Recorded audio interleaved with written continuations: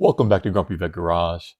I've had a few vehicles in my life, some better than others, and I've seen many mistakes made by people modifying their daily driver. I've made some of these mistakes myself. In an attempt to prevent you from making the same mistakes, here are the top 5 modifications to avoid on your daily driver. Number 1 is cheap coilovers. I thought to have a lowered stance on my vehicle, it automatically came with a compromised ride quality. And this simply isn't the case. Quality coilovers are designed and intended for a specific vehicle, and they offer increased performance, also sometimes with increased stiffness, but they don't compromise good ride quality.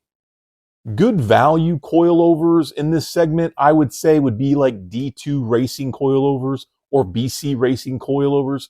They provide increased performance, but still maintain a good ride quality.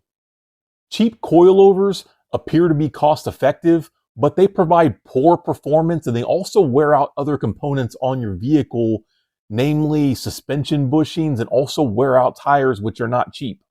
They often claim to use high quality springs and in some cases actually highlight name brand springs that they're using. The thing is, that's just part of the coilover. The other part is the damper, and that's where a cheap coilover really fails you. Any spring, including a high quality spring paired with a dampener that can't control that spring, is going to provide a poor ride experience, and they're also going to fail.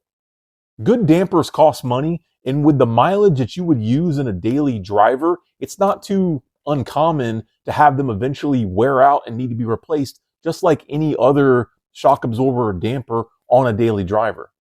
The difference is good companies provide replacement parts for their coilover systems.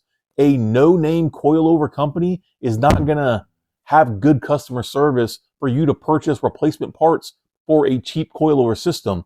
You're just going to have to replace that system, hopefully learning from your mistake and getting a good value system or maybe even a high dollar system. So in general, it will increase the cost of maintaining that coilover system and maintaining your vehicle in general. So it's best, if you're not going to get a good set of coilovers, don't get them at all. Number 2 is getting the wrong size wheel and tire package on your daily driver. A lot of research has gone into designing suspension and pairing that with the size wheel and tire that came on the OEM, but you can't just stick any wheel and tire package on your daily driver. Getting this wrong can cause many issues like tire rubbing, the vehicle sometimes bottoming out on the tires, or maybe depending on the setup, maybe it bottoming out on the suspension.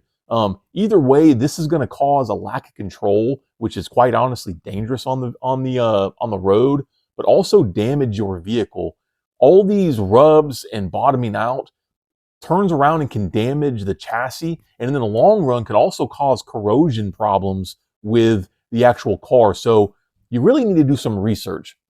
There are some good references out there. Two that come to mind immediately are offset.com and then fitmentindustries.com, but just do a Google search. Look at all of these sites. There's going to be numerous sites where you put in your make and model and the size you want to run, and you can see whether or not it's going to fit.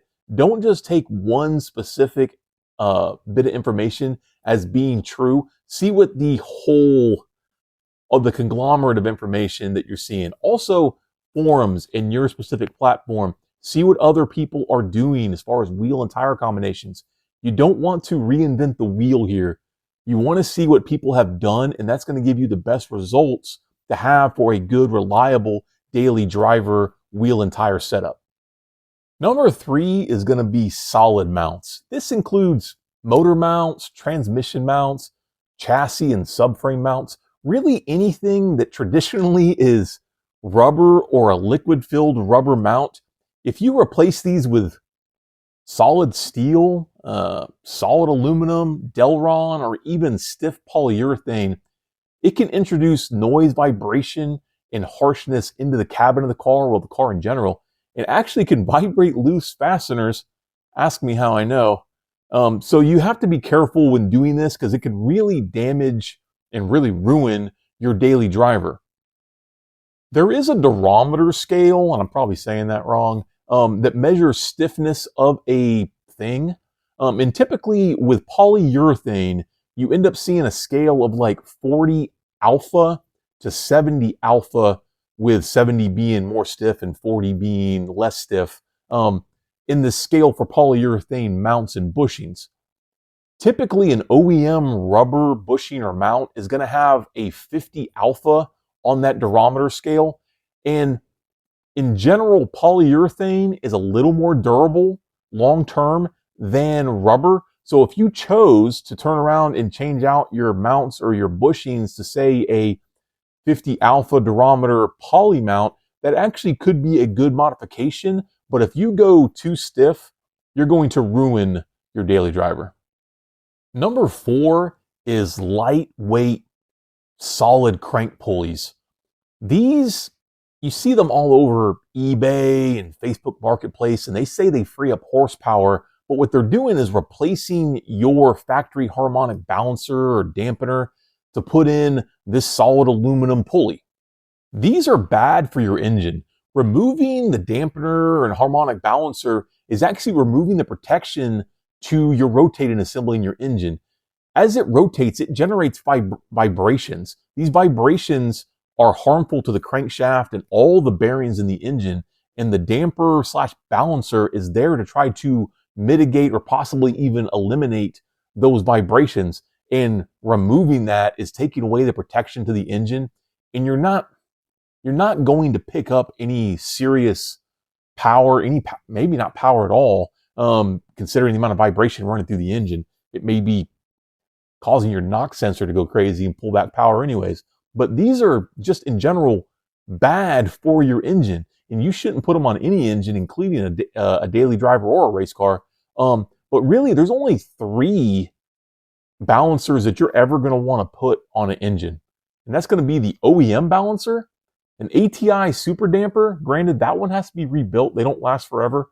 And then a fluid dampener, which is the one I like. I'm not going to get into whether or not one's better than the other. But if it's not one of those 3, you should never put it on your engine, and definitely not your daily driver. Number 5 is body modifications. Namely, anything that's going to introduce holes into the body of your car. You're going to have to drill into the body to mount it, or it's going to put a new vent that wasn't originally supposed to be there, like hood vents, for instance.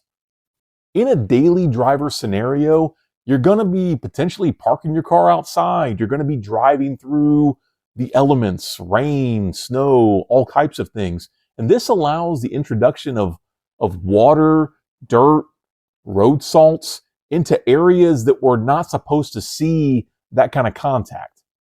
This can cause corrosion on your vehicle, and specifically with hood vents or aftermarket hoods that have vents, it's allowing water to pour onto potentially wiring and sensors underneath the hood, causing corrosion on the engine. These things are problematic in not having a controlled environment. A daily driver goes out into any type of scenario, rain, sleet, or snow. So making these kind of modifications can ruin your daily driver. So those were the top 5 modifications that you should avoid with your daily driver, and I hope I was able to help you avoid those mistakes. If you've had some experience modifying your daily driver, positive or maybe negative experiences, I would like to know about those. Please leave a comment telling me about the experience that you've had modifying your daily. If you like this kind of content, please consider subscribing to Grumpy Vet Garage, liking this video, sharing this video. Additionally, we have a Grumpy Vet Garage merch store. We have hoodies, zip up and pull over, also t-shirts. The link to that store is in the video description. By all means, go on there and get something for yourself. It really helps the channel to grow. Also, if you want to get a hold of me, you can do that through the comments of the YouTube videos. But additionally, I have links to my Facebook and Instagram if you want to message me there. But as always, thanks for coming and seeing me in my garage. And until next time, have a good one.